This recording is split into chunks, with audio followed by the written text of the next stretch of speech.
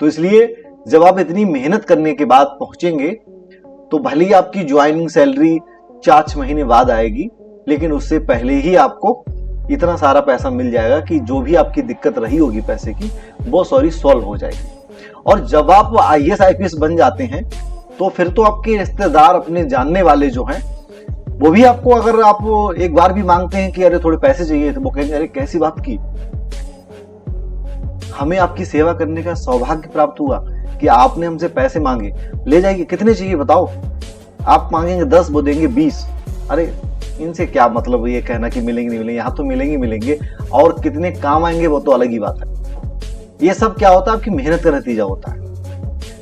भले ही लोग इसका गलत भी यूज करते हैं, लेकिन हम केवल सही पे बात कर रहे हैं कि ये सारी चीजें आपकी मेहनत के नतीजे होती हैं, कि जहां पर आपको मान सम्मान, पैसे की जितनी भी आपकी समस्या है वो दूर होती है, और इज्जत लोग देते हैं, मान सम्मान करते हैं, और जो आपको भूल चुके होते हैं वो भी याद करते हैं। आप जब दिल्ली जैसे शहरों में या आप ऑनलाइन देखते होंगे कि सभी कोचिंग वाले जैसे ही यूपीएससी का फाइनल रिजल्ट आता है तो उनके जो टॉपर होते हैं या उसमें सिलेक्टेड जितनी भी कैंडिडेट होते हैं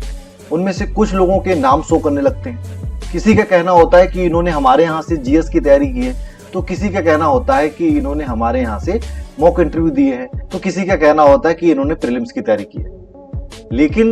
एक ही कैंडिडेट जब 2-3 जगह आपको दिखता है तो फिर आपका माइंड ये घूमता है कि ये कैंडिडेट या 2-3 कोचिंग में कैसे चला गया।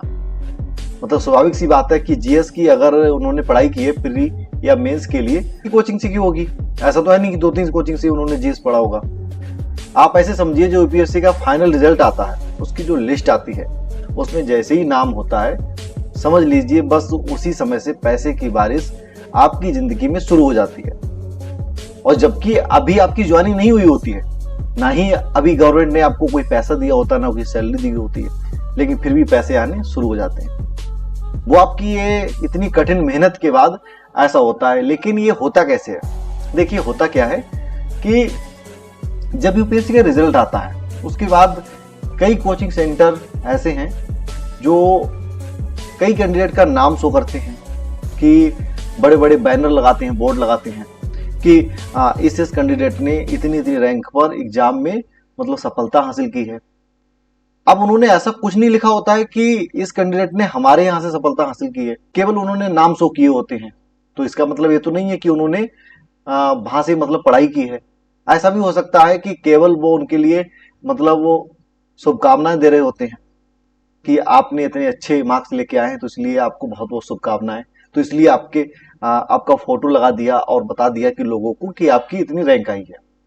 लेकिन पैसे वाला मामला जो होता है वो थोड़ा अलग होता है कि जो कोचिंग इंस्टीट्यूट है वह कैंडिडेट के पास जाते हैं, उनसे कांटेक्ट करते हैं, पता चलता है उन्हें कि हाँ इनकी इतनी रैंक आई है, तो उनसे कहते हैं कि थोड़ा सा आपको बोलना है, बस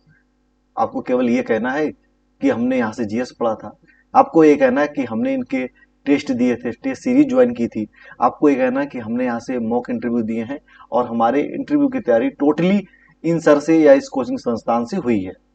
बस उसके बदले में बताइए आपकी सेवा में हम क्या दे सकते हैं। तो फिर वही बताया कि पैसे की बारिश मतलब वहीं से आपका स्टार्ट हो जाता है कि आपको भले ही गवर्नमेंट ने सैलरी नहीं दी है, लेकिन आप पैसे के लिए फिर दुखी नहीं रहते हैं। और अगर आप टॉपर हैं तो फिर तो उसकी और ही बात है, फिर तो जितना मर्जी चाहे आप पैसा लीजिए, सभी इंस्टीट्यूट देने को तैयार रहते हैं। कुछ ही इंस्टीट्यूट ऐसे होते हैं जो पैसे वैसे वाली बात नहीं करते हैं, केवल और केवल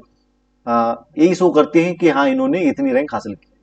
तो इसलिए जी जान लगा के मेहनत करो, एक दिन जरूर आएगा जब फाइनल जो लिस्ट आएगी उसमें आपका नाम होगा और ये सारी चीजें आपके साथ होंगी।